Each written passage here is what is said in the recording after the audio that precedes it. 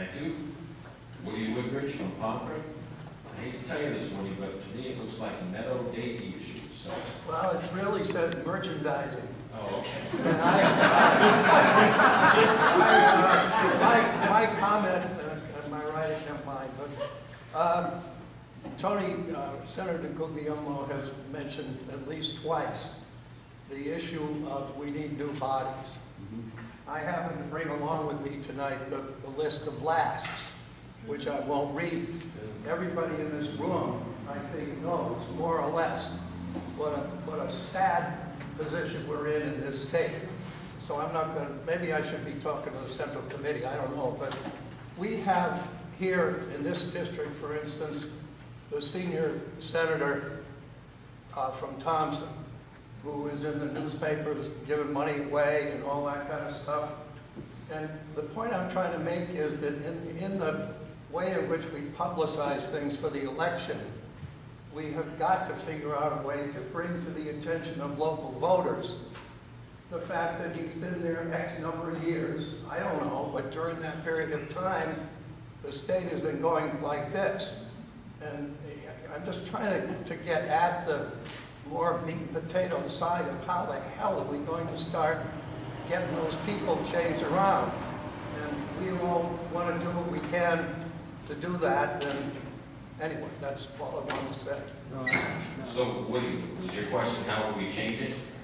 Well, what can we, yeah, I'm making a suggestion that we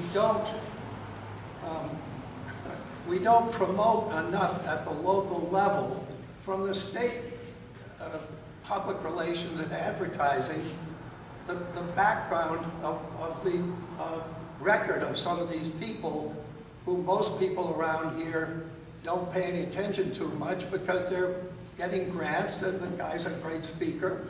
Yeah. And it's not just him either, it's all the local people who keep getting elected because I think we need to go after the martyr.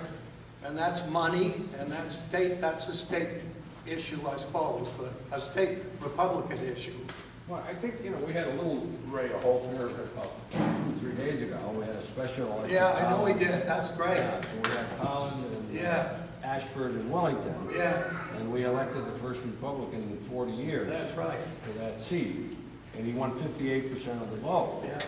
And, it was really just all basic politics. It was getting people on the ground, going door to door for Sam Belcito, who was the guy that ran. He had a good background. He was on the town council in town. He was a small business guy.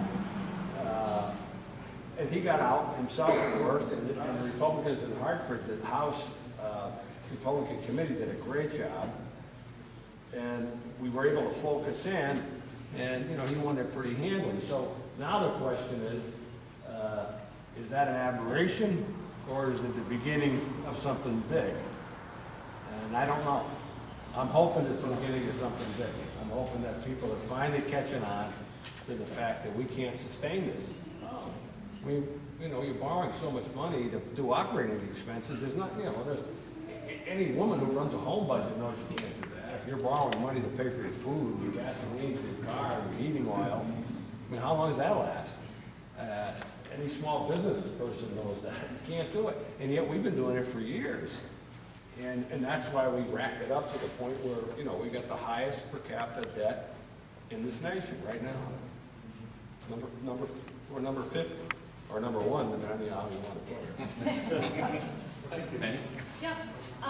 As I mentioned, I'm looking at running for higher office for Yeah. all of the reasons that you are talking about, how you're so fed up with the direction that we're moving in. We're killing our small businesses, we're overtaxing people, we're not respecting our constitutional liberties. What I would say we need to do is we all need to help and support each other. And when you find a good candidate, not you personally, but let's just say the Republican Party in the state of Connecticut, we need to support those good candidates so that they have a good fighting chance to beat the Democrats. I think we're all, I'm guilty of this myself. I meet a lot of candidates and I'll say to them, well, I'd like to help you, I really want you to win, but they go their way and I never get, I'm busy, so I don't support them the way that they really need financial support and volunteers. So we need to really, when you find a good candidate, we need to hold on to them, and we need to do everything we can, because it's hard to find good candidates. Running for public office can be a nightmare.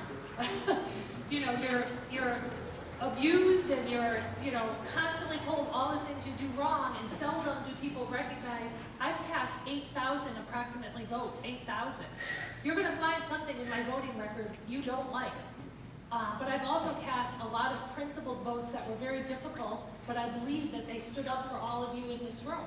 And so, I just throw out there that we need to really support our candidates. And I know in the gubernatorial race, we have 4 men that I'm aware of, there could be more, that have announced that they're interested in running for governor.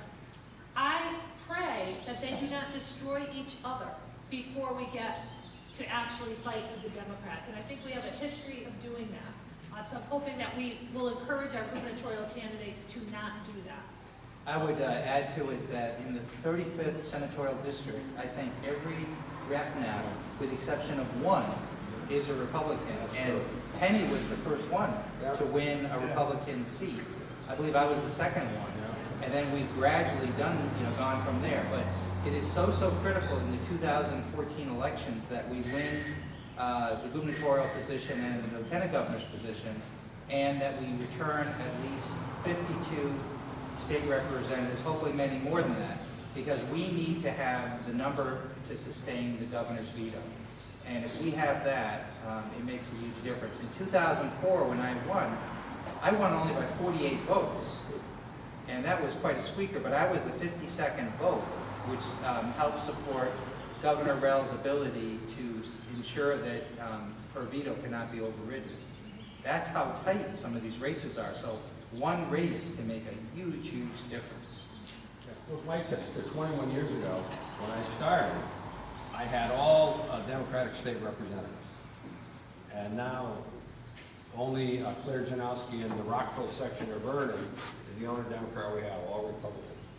And it's good from a lot of standpoints. I mean, when you give the message out, the message gets, the same message is coming from all of us.